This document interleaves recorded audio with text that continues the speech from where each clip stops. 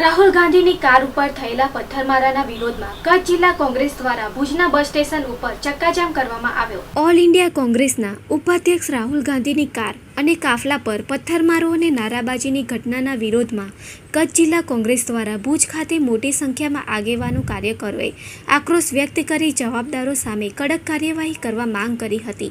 રાહુલ ગાંધી જિંદાબાદના નારા સાથે ભુજના બસ સ્ટેશન નજીક ચક્કાજામ, રસ્તા રોકો તેમજ દેખાવો યોજાયા હતા। જોકે જિલ્લા કોંગ્રેસ પ્રમુખ નરેશ મહેશ્વરી કાર્યક્રમ શરૂ થઈ ગયાના અડધો કલાક પછી પહોંચ્યા હતા। એઆઈસીસી મંત્રી દીપક બાબરિયા, જિલ્લા કોંગ્રેસ પ્રમુખ નરેશ મહેશ્વરી, વિપક્ષી નેતા વીકે હુંબલ, પ્રદેશ મંત્રી શૈલેન્દ્રસિંહ જાડેજા, જુમાભાઈ રાયમા, નવલસિંહ જાડેજા, મહેશ ઠક્કર, ઉષાબેન ઠક્કર, હરિભાઈ પટેલ, ઇબ્રાહીમ મંત્રા, શિવદાસ પટેલ, શંકર સચડે, અમીર અલી લોઢિયા સહિતના અગ્રણીઓએ આ ઘટનાને વખોડી કાઢી હતી। આ પ્રદર્શનમાં શહેર પ્રમુખ રસિક ઠક્કર, જયવીરસિંહ જાડેજા, હરેશ આહિર, હમીદ ભટ્ટી, કલ્પનાબેન જોશી, અશરફ સૈયદ, રમેશ મહેશ્વરી સહિતના આગેવાનો કાર્યકરો મોટી સંખ્યામાં હાજર રહ્યા હતા।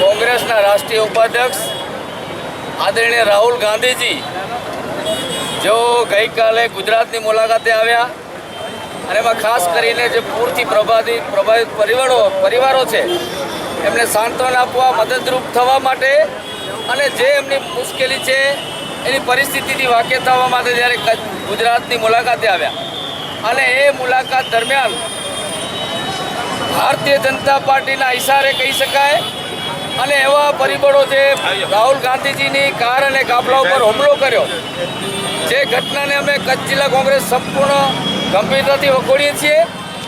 આ ગુજરાતનું મહાત્મા ગાંધીજીના ગુજરાતમાં અહિંસાના એક માધ્યમ તરીકે આખું ગુજરાત જ્યારે વખણાઈ રહ્યો છે, ત્યારે આ ભારતીય જનતા પાર્ટીના શાસનમાં કાયદો અને વ્યવસ્થા સંપૂર્ણ નિષ્ફળ છે અને આવા પરિબળો ખુલ્લેઆમ જ્યારે લોક જાગૃતિ માટે કોઈ આવતા હોય, મદદરૂપ માટે આવતા હોય અને હવે રાષ્ટ્રીય નેતાઓ ઉપર પણ હુમલા થાય એ કોઈ પણ સંજોગોમાં ચલાવી ન લેવાય।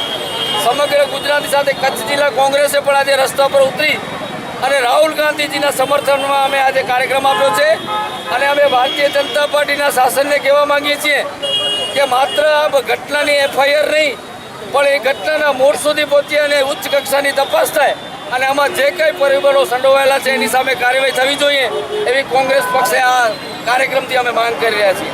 કોંગ્રેસના આગેવાનો, કાર્યકરો આ ઘટનાને સંપૂર્ણ રીતે સાર્વજનિક રીતે વખોડે છે અને કોંગ્રેસના સૌ આગેવાનો અમે સાથે રહી અને રાહુલજીના સમર્થનમાં અમે ખડે પગે છીએ।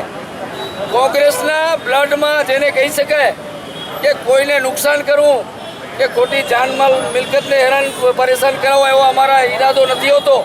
અમે શાંતિમાં અને સંયમમાં માનતા હોઈએ છીએ, પરંતુ ભારતીય જનતા પાર્ટીનું વહીવટીતંત્ર, ભારતીય જનતા પાર્ટી પ્રેરિત પોલીસ તંત્ર કોંગ્રેસના કાર્યકરોને ઉશ્કેરવાની કોશિશ કરે છે।